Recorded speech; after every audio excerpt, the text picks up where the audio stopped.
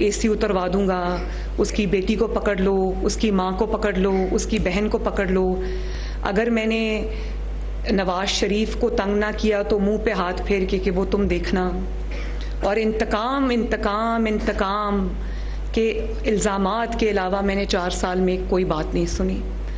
और ये उसी का नतीजा है कि पाकिस्तान आज माशी तौर पे, मैं बार बार एक जुमला दोहराती हूँ कि पाकिस्तान आज माशी तौर पे वेंटिलेटर पे है। और उसका 4 साल में जो पाकिस्तान के साथ किया गया है उसका खमियाजा आज पाकिस्तान भुगत रहा है। तो मैं ये समझती हूँ कि इस वक्त पाकिस्तान के लिए हम सबको मिल के काम करना होगा।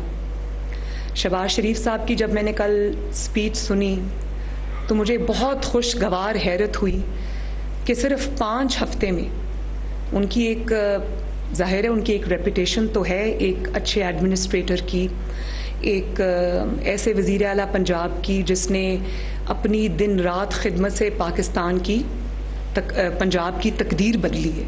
और पंजाब का हर शहर, हर डिस्ट्रिक्ट गवाही देता है कि वहाँ शहबाज शरीफ ने तरक्की दी है। तो कल जब मैं उनकी बात सुनी तो जिस तरह से पाकिस्तान के एक एक इशू के ऊपर उनकी ग्रिप थी, मुझे बड़ी खुशगवार हैरत हुई। और मुझे फ़ख्र भी हुआ कि मैं एक ऐसी जमात से ताल्लुक़ रखती हूँ जिसके कायदीन पाकिस्तान के बारे में इतना दर्द रखते हैं।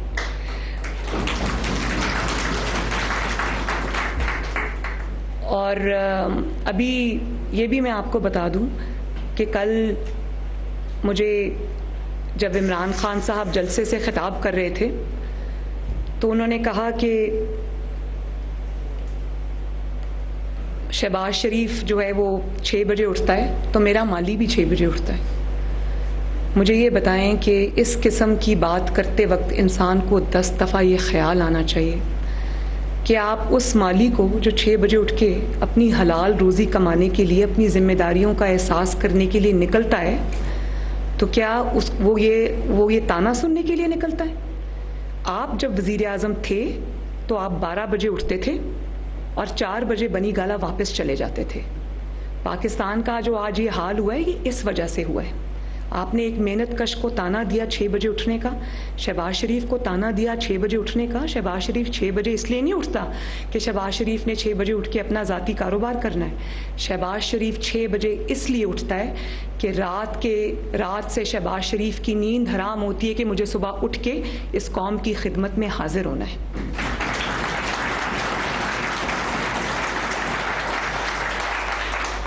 और फिर आप ये कहते हैं कि इनको कीमतें बढ़ाने से डर लग रहा है, इनको तेल की कीमतें बढ़ाने से डर लग रहा है। आप सोचें कि कोई भी होशो हवास रखने वाला शख्स, स्पेशली वो शख्स जो 22 करोड़ के सर पर वज़ीर आज़म बन के मुसल्लत रहा हो, क्या वो ये बात कर सकता है जिसको इतना सा भी दर्द हो पाकिस्तान के अवाम का? जाहिर है डरते हैं हम, इसलिए नहीं डरते कि उसका सियासी फ्लैग हम पे आएगा।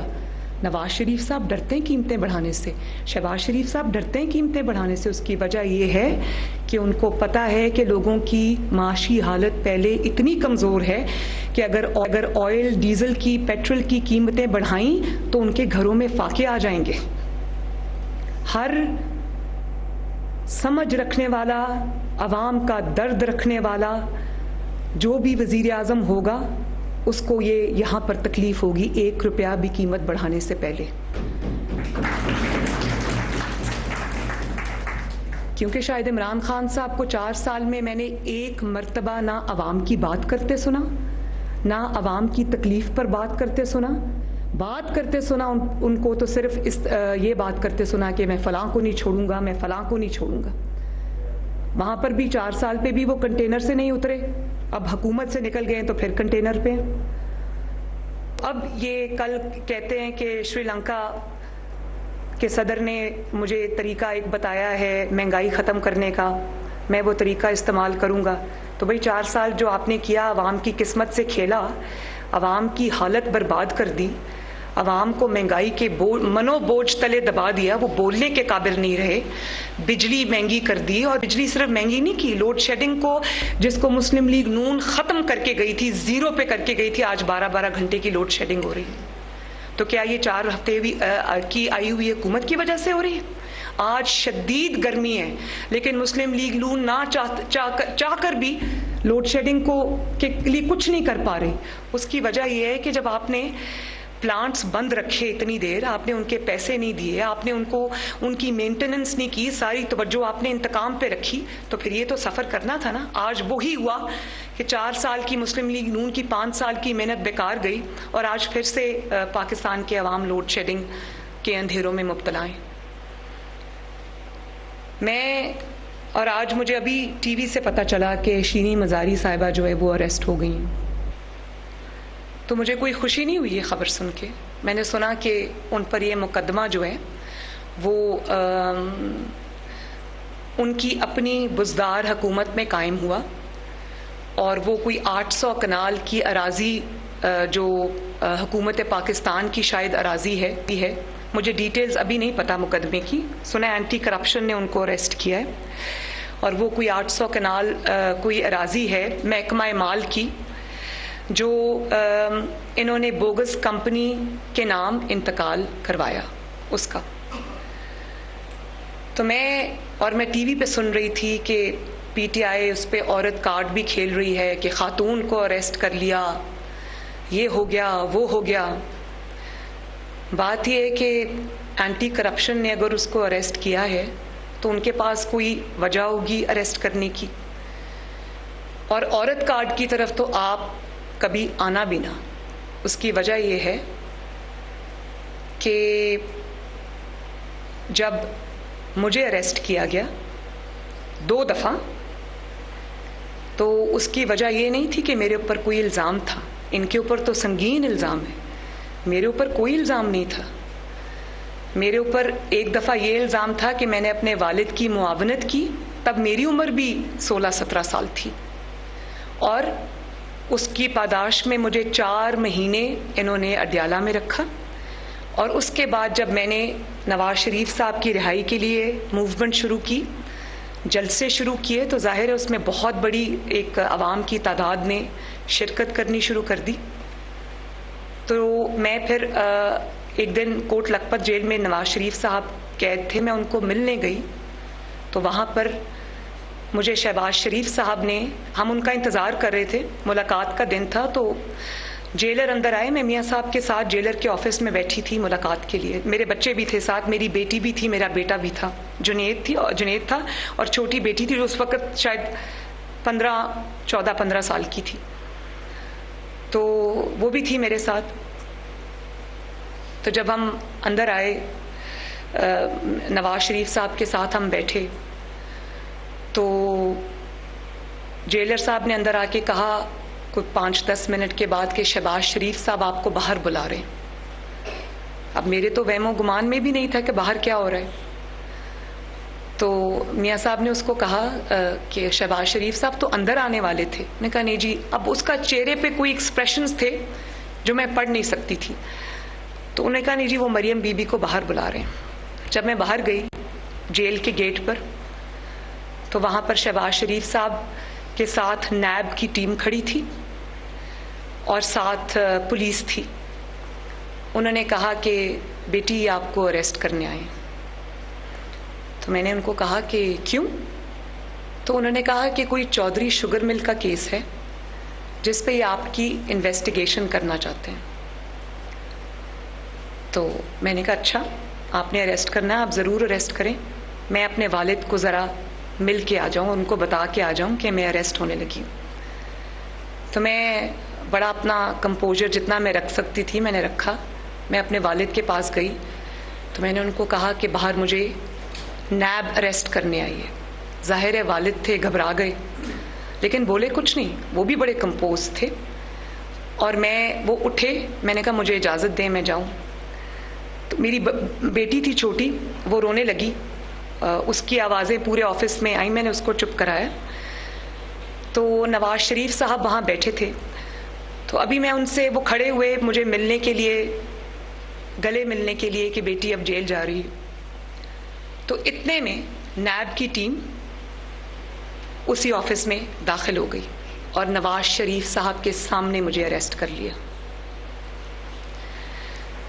नवाज शरीफ साहब ने उस वक्त कुछ नहीं कहा, सिर्फ एक जुमला कहा कि वक्त एक जैसा नहीं रहता, ये याद रखना।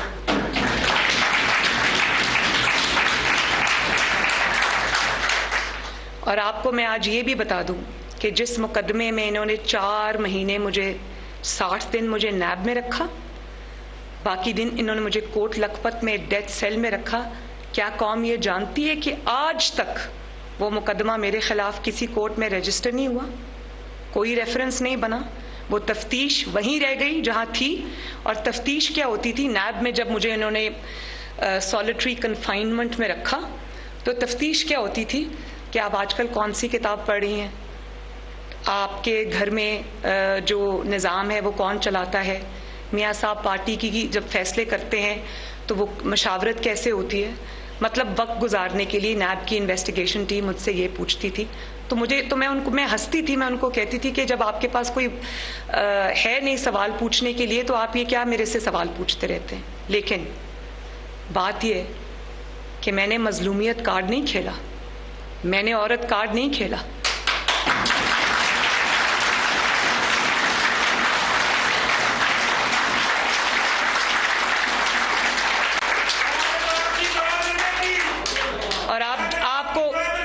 और आपको ये भी मैं बता दूं कि मैं जून, जुलाई, अगस्त, सितंबर के महीनों में जब सूरज जो था उससे मेरा सेल तप रहा होता था और सवाए एक पंखे के जो 24 घंटों में चंद घंटों के अलावा नहीं चलता था, मुझे डेथ सेल में रखा।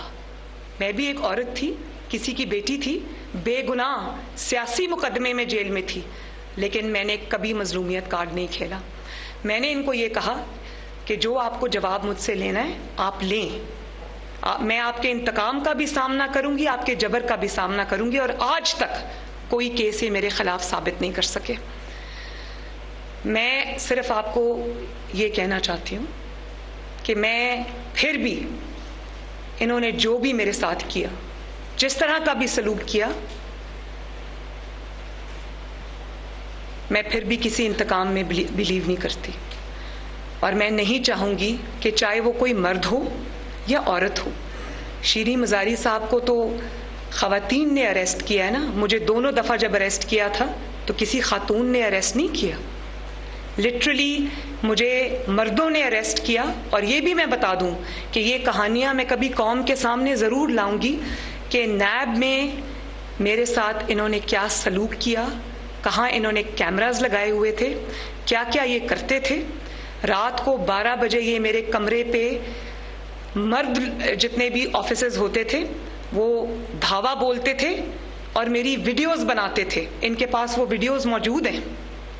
और एक दफ़ा मैंने थोड़ा सा, जब ये 12 बजे मेरे कमरे में रेड के लिए आए तो खिड़की से मैंने देखा कि उस वक्त के लाहौर के जो डीजी नैब थे वो बाहर अंधेरे में छुप के खड़े थे और उन्होंने पुलिस ऑफिसर्स को भेजा रात को 12 बजे मेरे कमरे पे रेड करने के लिए। मैं आपको ये बात बता दूं कि अगर मैंने ज़बान खोली कि इन्होंने मेरे साथ क्या किया तो बात बहुत दूर तक जाएगी, लेकिन वो बात जब मैं करूंगी कभी बेहतर वक्त आया, और वो इसलिए नहीं करूंगी कि वो मेरे साथ गुजरा, इसलिए करूंगी कि मैं कौम के सामने ये रखूं कि ये किस किस्म के, किस कमाश के लोग थे।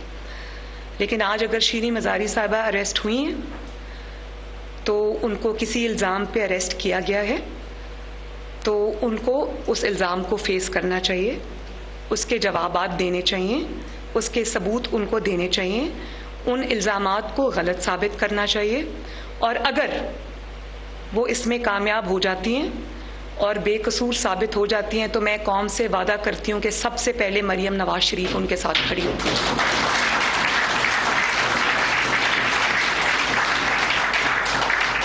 लेकिन ये नहीं हो सकता कि आप आइन तोड़ें, और ना सिर्फ ये कि आप आइन तोड़ें बल्कि ढिठाई से, बेदर्दी से आइन को, पाकिस्तान के आइन को अपने पांव तले रोंदें, और उसके बाद आप ये इल्ज़ामात लगाना शुरू कर दें अदालतों पर कि रात को मेरे लिए अदालत क्यों खुली, भाई रात को अदालत आपके लिए इसलिए खुली क्योंकि आपने आइन तोड़ने का संगीन जुर्म किया था।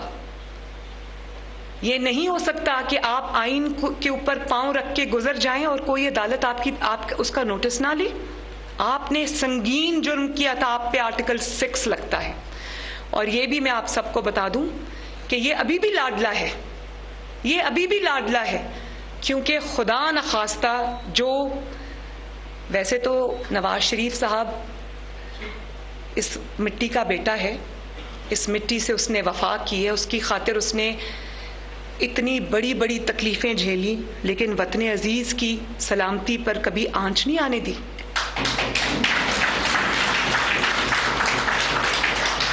उन्होंने अगर इदारों पर कभी तनकीद की तो उन्होंने एक तामीरी तनकीद की। उन्होंने कहा कि अपने दायरा कार से बाहर ना निकलें, क्योंकि जब आप पर उंगलियां उठती हैं तो मुझे तकलीफ होती है। ये होता है मुहिब्बे वतन लीडर। लेकिन मैं ये आपको बता दूं कि नवाज शरीफ साहब इस सिस्टम का लाडला नहीं है, वो अवाम का लाडला जरूर है, जिसको अवाम बार बार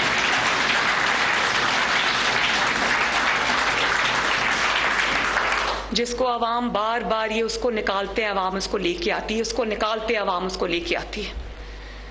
लेकिन जो इमरान ने जिस ठिठाई से आइन को तोड़ा, बल्कि तोड़ना बड़ा सॉफ्ट लफ्ज है, जिस तरह आइन को रोंदा, आइन को कुचला इमरान के स्पीकर ने, इमरान के डेप्यूटी स्पीकर ने, और आज तक उसका सदर, जिसका बेटा इदारों को खुलेआम गाली देता है, उसका सदर और उसका गवर्नर पंजाब आज तक जो है वो आइन का हुलिया बिगाड़ते आ रहे हैं, लेकिन उनके खिलाफ कुछ नहीं।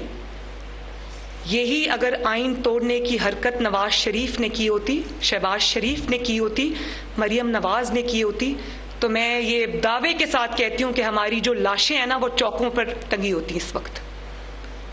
तो ये क्या बात हुई कि जो आपको बुली करे, जो आपको गाली दे, जो एक नापाक मुहिम चलाए इदारों के खिलाफ, उसको तो सहूलत मिल जाए। शीरी मजारी कोई प्राइम मिनिस्टर से बड़ी तो नहीं है ना। प्राइम मिनिस्टर आज प्राइम मिनिस्टर होते हुए अपने बेटे वजीर आला के साथ आज FIA की अदालत में पेश हुआ था। तो अगर नवाज शरीफ अपनी बेगुनाह बेटी के साथ सैकड़ों पेशियां रोजाना की बुनियाद पर अगर भुगत सकते हैं, और शहबाज शरीफ वजीर आजम होते हुए, हमजा वजीर आला होते हुए अपना जवाब अगर दे सकते हैं, तो शीरी मजारी साहिबा को भी अपना जवाब देना चाहिए। ये नहीं होगा कि आपने अगर कोई गलत काम किया है, जो कि अभी कानून साबित करेगा, मैं उसके बारे में अभी कुछ नहीं कहना चाहती क्योंकि मेरे पास इंफॉर्मेशन नहीं है, लेकिन इन्वेस्टिगेशन होगी तो सामने आना चाहिए ना कि आपने क्या किया है। तो उसमें अगर आप बाइज्जत बरी होती हैं, उसमें अगर आप बाइज्जत आप निकल आती हैं, तो मैंने आपको पहले कहा है कि मैं आपके साथ खड़ी होंगी। लेकिन ये नहीं हो सकता कि जब आपकी गलत कार्यों पे, आपकी बेहूदगी पे आप उसको इदारों को बुली करके आराम से बच के निकल जाएं। ये वही इमरान खान है ना जो फॉरेन फंडिंग पे 7 साल से बैठा है और उसको आगे चलने नहीं दे रहा। उसको कौन प्रोटेक्ट कर रहा है? क्यों नहीं चल रहा वो? यही फॉरेन फंडिंग का केस जिसके अंदर इतने बड़े बड़े इररिफ्यूटेबल एविडेंसेस हैं, अगर नवाज शरीफ के खिलाफ होता तो नवाज शरीफ की पार्टी इस वक्त सफाई हस्ती से मिट गई होती। क्यों है ये फर्क, ये तफरीक क्यों है? और आप ये देखें कि अदालत उज़्मा ने एक्शन लिया आइन तोड़ने पर, तो इन्होंने अदालत उज़्मा को दिन रात बुरा भला कहना शुरू कर दिया। इमरान खान साहब ने अपनी तकारीर में, और इनके लोगों ने सोशल मीडिया पे गालियां निकालनी शुरू कर दी। इनके मिनिस्टर्स ने, इनके लोगों ने गालियां निकालनी शुरू कर दी। उस वक्त जो अदालतें थी वो बिकी हुई थी, और उसके बाद जब शहबाज शरीफ साहब के खिलाफ सो मोटो नोटिस हुआ तो वही अदालतें अचानक अच्छी हो गई। उन अदालतों की शुक्रिया अदा करने शुरू हो गए। वही ECP जिसको रोज की बुनियाद पर कहा जाता था कि ECP चेयरमैन इस्तीफा दे, ECP चेयरमैन के खिलाफ जो इन्होंने जुलूस निकाले, उस पे जो ECP चेयरमैन के खिलाफ जो प्लैकार्ड्स इन्होंने पकड़े होते थे, उस पे गालियां लिखी थी, लिटरली इंग्लिश की गालियां लिखी होती थी, क्योंकि इनको डर था कि इनके खिलाफ जो फॉरेन फंडिंग केस है उसमें इतने बड़े बड़े सबूत आ चुके हैं जिनका सामना इमरान खान नहीं कर सकते थे। तो उसी ईसीपी को इन्होंने गाली देना शुरू की, और कल जब इनके अपने अरकान 25 अरकान डीसीट हो गए तो उस ईसीपी की तारीफ में ज़मीन और आसमान के कलाबे मिलाने शुरू कर दिए। ये तो तरीका नहीं है ना कि आपके दिल में जो आए पहले इदारों के बारे में मुगलजात बको। जो कानून आपको पकड़े वो कानून बुरा है, जो कानून आपके मुखालिफ के खिलाफ फैसला दे वो कानून अच्छा है। जो इदारा आपके खिलाफ हरकत में आए वो क्या नाम इसने लिया था, वो क्या कह रहे थे इदारों को, सिपा सालार को क्या कहा, मीर जाफर और मीर सादिक। जो इदारा आपके खिलाफ आपकी गैर कानूनी हरकतों के खिलाफ हरकत में आए वो मीर जाफर हो गया, वो मीर सादिक हो गया। और अगर वो जानवर है, और अगर वो आपके हक में फैसला दे तो फिर आप उसकी तारीफ शुरू कर देते हैं। तो मुझे तो ये समझ नहीं आती कि ये क्या मंतक है। और अगर इसी तरह बुली करके आपने इदारों से फैसले लेने हैं, इदारों को आपने बुली करना है, और आपका रोल अब पाकिस्तान की सियासत के अंदर एक बुली का रोल रह गया है, तो फिर इदारों को भी सोचना चाहिए, कौम को भी सोचना चाहिए कि एक बुली को आप फीड क्यों कर रहे हैं। और आप ये देखें कि कल इन्होंने जो बातें की अपनी तकरीर के अंदर, मैंने ये बहुत पहले कहा था कि आज भी जब भी मुझे इमरान खान का नाम लेना पड़ता है तो मुझे दिली तकलीफ होती है, क्योंकि ये शख्स इस काबिल नहीं है कि मैं इसका नाम लूँ। लेकिन 4 साल क्योंकि ये वज़ारत उज़्मा की कुर्सी पे जो शख्स बराजवान रहा, जिसने पाकिस्तान की तबाही की, जिसने पाकिस्तान की बर्बादी की, जो पाकिस्तान की मईशत को वेंटिलेटर पर डालने का जिम्मेदार है, जो पाकिस्तान के तमाम दोस्त ममालिक को दुश्मनों की सफ में खड़े करने का जिम्मेदार है, जिसने जाते जाते पाकिस्तान में वो आग लगाई कि उसको बुझाते बुझाते साल लग जाएंगे। तो मैं आइंस्टाइन को तो का नाम तो नहीं ले सकती ना, मैं किसी और मुल्क के सरबराह का नाम तो नहीं ले सकती ना। जो इस कुर्सी पे 4 साल रहा, जो इस सब तबाही बर्बादी नालायकी का जिम्मेदार है, उसका क्या नाम है? तो इमरान खान का जो भी नाम है वो इमरान खान का नाम मुझे लेना पड़ता है, दिल पे पत्थर रख के लेना पड़ता है, लेकिन नाम ही वही है क्योंकि जिम्मेदार वो है। वरना इमरान जैसे शख्स को तो मैं कभी मुड़ के भी ना देखूं। और जब आपसे सवाल किया जलसों में कि आप बाकी बातें छोड़ें, आप जरा जवाब दे दें कि 4 साल में आपने क्या परफॉर्म किया। 4 साल की 40 तकरीरों में 4 मिनट आप छोड़ दें, 1 मिनट आप अपनी कारकर्दगी पे बोल दें, लेकिन क्योंकि उसका जवाब नहीं था। जो गैर मुल्की साजिश का झूठा ड्रामा घड़ा, उसका जवाब नहीं था। जो झूठे खत का ड्रामा घड़ा, उसका जवाब नहीं था। जो अब अपनी कत्ल की साजिश का ड्रामा रचा लिया, उसका जवाब नहीं था। तो फिर जवाब ये था कि वो खड़े होके कल गैर इखलाकी हमले करें। मैंने तो आप पे कोई गैर इखलाकी हमला नहीं किया, मैंने तो अपना जो अटैक है वो इश्यूज की बेस पे रखा और सियासी अटैक रखा। तो मुझे लोगों ने कहा, जिस तरह से कल रिएक्शन आया तमाम सियासी क़यादत का भी, अवाम का भी, ख़वातीन का भी खुसूसी तौर पे, तो मैं सबकी शुक्रगुजार हूँ। मुझे कल बड़ी इस चीज़ की खुशी हुई कि अवाम के अंदर अभी भी जो मशरक़ी इक़्तिदार हैं, जो हमारी इस्लामी इक़्तिदार हैं, जो हमारी माशरती इक़्तिदार हैं, वो ज़िंदा हैं। इमरान खान जैसा शख्स उनको नुकसान पहुँचाने में कामयाब नहीं हुआ। इसी फितने का रास्ता हम सबको मिलके रोकना है। और मुझे कोई हैरानी नहीं हुई जब इमरान खान साहब ने मेरे खिलाफ वो नाजेबा कलिमात अदा किए। मुझे आप ये देखें कि वो मेरे वालिद की उम्र के हैं, मैं उनकी बेटी की उम्र की हूँ, लेकिन बात देखें जो उन्होंने की है। तो जब उन्होंने ये बात की है तो उन्होंने मुझ पे अटैक नहीं किया, उन्होंने हर उस बेटी पर, हर उस माँ पर, हर उस बहन पर अटैक किया। पंजाब की बेटियों पर, माँओं पर, बहनों पर अटैक किया, पाकिस्तान की बेटियों को पर, बहनों पर, माँओं पर अटैक किया। और मैं उनसे बेहतर जो इखलाक है उसकी तवक्को नहीं रखती।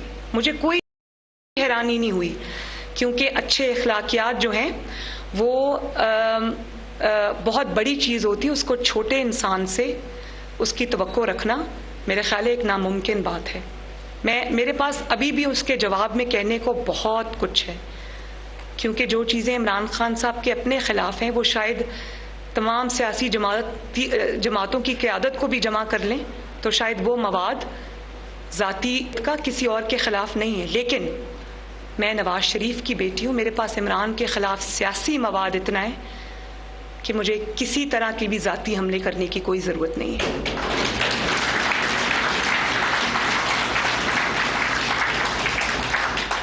लेकिन बतौर माँ, बतौर बेटी, बतौर बहन, ये भी मेरी बेटियां बैठी हैं, मुझे इस चीज़ की फ़िक्र ज़रूर है कि जब वो कल खड़े होकर जलसे में नौजवानों को जो उनके जलसे में खड़े थे, उनको आपने क्या पैगाम दिया?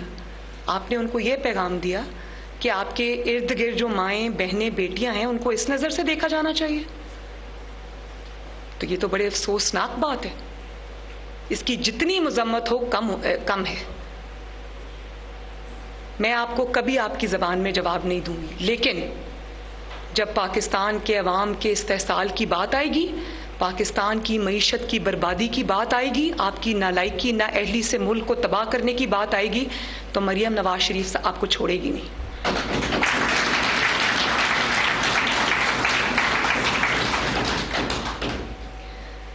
तो मैं ये एक बार फिर ये कहना चाहती हूँ कि मुस्लिम लीग नून, बिल्कुल ये लिख के रख लें कि मुस्लिम लीग नून किसी इंतकाम में ना शामिल होगी, ना उसका हिस्सा बनेगी, ना उसका साथ देगी। लेकिन जिसका जो जवाब है वो उसको देना पड़ेगा। उस इल्ज़ाम को ना आप औरत कार्ड में छुपा सकते हैं, ना मजलूमियत कार्ड में छुपा सकते हैं, ना किसी हुकूमत पर डाल सकते हैं कि उन्होंने ये किया। ये आग जो है, देखें, इस सब का जिम्मेदार वो इमरान खान है, सरगना है, जिसने सबकी पगड़ियां उछाली, जिसने किसी को गद्दार कहा, किसी को अमरीकी एजेंट कहा, किसी को चोर कहा, किसी को डाकू कहा।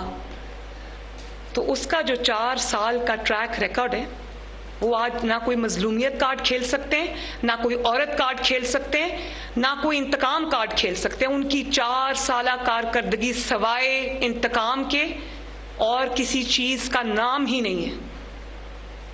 लोगों की बहनों को, बेटियों को, आप जस्टिस फाइज ईसा की बात ले लें, उनकी बीवी को कितने महीने इन्होंने बगैर किसी इल्ज़ाम के इन्होंने अदालतों में घसीटा। वो कभी बेचारी लाठी टेकते टेकते कभी FBR के दफ्तर में बैठी होती थी, कभी अदालतों में वो अपना मुकदमा लड़ रही होती थी। और फिर आपके लिए कितना आसान है कि एक खातून खाना की जिंदगी जिसका सियासत से कोई ताल्लुक नहीं था, सिर्फ इसलिए कि उसके जो हस्बैंड हैं वो सुप्रीम कोर्ट के ऑनरेबल जज हैं, उनके फैसलों से आपको इख्तलाफ था क्योंकि वो इमरान खान को एक्सपोज करते थे, उनकी साजिशों को एक्सपोज करते थे।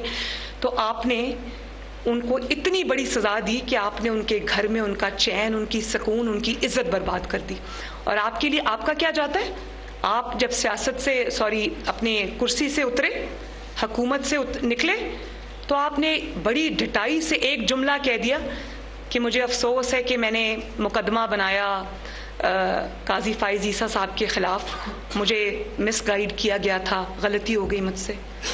तो जिस तरह आपने उस खातून खाना को, इज्जतदार खातून को आपने अदालतों में और इदारों में रोला, क्या ये एक जुमला उसका अजाला कर सकता है? मेरे पास तो ज़बान है, मेरे पास तो माशाअल्लाह एक बहुत बड़ा प्लेटफॉर्म है पाकिस्तान मुस्लिम लीग नून का, मेरे पास अवाम की ताकत है, मैं अपने आप को डिफेंड कर सकती हूँ। मेरे पास वो फोरम है, वो प्लेटफॉर्म है जिस पे खड़े होकर मैं बात कर सकती हूँ। क्या वही प्लेटफॉर्म सरीना ईसा के पास था? क्या वही प्लेटफॉर्म उन बाकी खवातीन के पास था जो आपके इंतकाम का निशाना बनी किसी न किसी तरह से?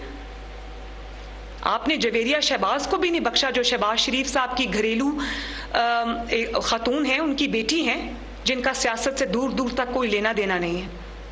मेरी बहन अस्मा नवाज शरीफ के खिलाफ आपने मुकदमे बनाए।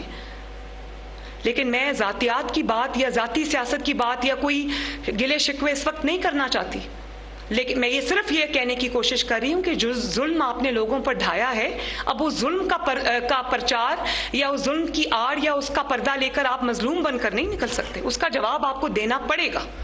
सवाल तो आपसे पूछा जाएगा और जवाब आपको देना पड़ेगा। उस वक्त मना करते थे कि ये न मत करो, वक्त एक जैसा नहीं रहता, उतना करो जितना बर्दाश्त कर सको। लेकिन फिर भी मैं कौम को भी यकीन दहानी कराती हूँ, आप सबको भी यकीन दहानी कराती हूँ कि इंशाअल्लाह ताला मुस्लिम लीग नून हक पर, इंसाफ पर खड़ी रहेगी, किसी के साथ ना कोई ज्यादती होने देगी, ना किसी के साथ कोई इंतकाम होने देगी। ये मेरा वादा है आपसे। बहुत बहुत शुक्रिया। मरियम नवाज खिताब कर रही थी सोशल मीडिया टीम से, और उनका कहना था कि ये शख्स 4 साल तक सिर्फ इंतकाम की सियासत करता रहा है। कभी पंखे उतारने की बात करता था, कभी एसी, कभी किसी की बेटी की बात की, कभी बहन के बारे में।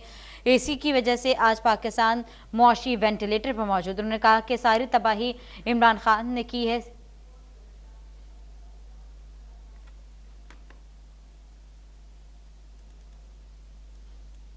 और यहाँ पर आपको बताएं कि अहम ताज़ा खबर आई है, जिसके मुताबिक हमजा शहबाज की जानिब से शीरी मज़ारी की रिहाई के हवाले से अहकाम जारी किए गए हैं। अहम तरीन अपडेट से आपको आगाह करें।